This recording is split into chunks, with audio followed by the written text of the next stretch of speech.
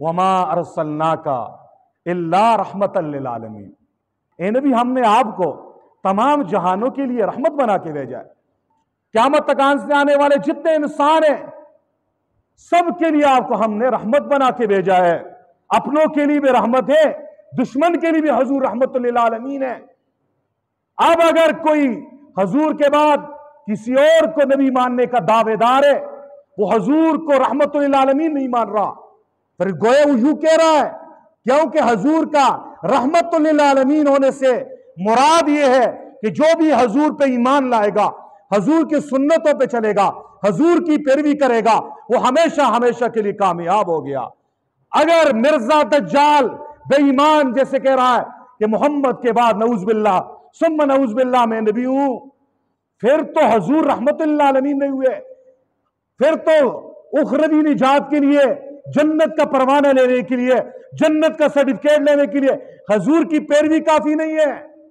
حضور کے نقش قدم پہ چلنا کافی نہیں ہے، پھر تو مرزے کو بھی ماننا پڑے گا،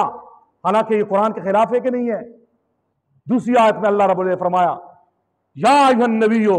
حسبک اللہ ومن اتبعک من المؤمنین، اے نبی حسبک اللہ ومن اتبعک من المؤمنین، اے نبی حسبک اللہ، آپ کے لیے اللہ کافی ہے، آپ کے لیے اللہ کافی ہے۔ ومن اتبعک من المؤمنین، اس کے دو مطلب ہیں، مومنوں میں سے جو آپ کی پیروی کرتے ہیں ان کے لیے بھی اللہ کافی ہے، ایک مطلب یہ ہے۔ دوسرا مطلب یہ اے نبی آپ مومنوں کے لیے کافی ہیں، یعنی اخروی کامیابی کے لیے، جنت میں داخلے کے لیے، جنت کا سرٹیفکیٹ لینے کے لیے، اللہ کے رضا کے لیے،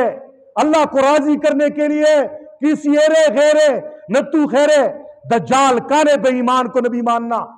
ضروری نہیں ہے۔ آپ کو نبی ماننا، آپ پہ ایمان لانا، آپ کی اطاعت کرنا، آپ کے ساتھ سچی محبت اور عقیدت رکھنا، یہ جنت میں داخلے کے لیے کافی ہے۔ اس آیت سے بھی عقیدہ ختم نبوت ثابت ہو رہا ہے۔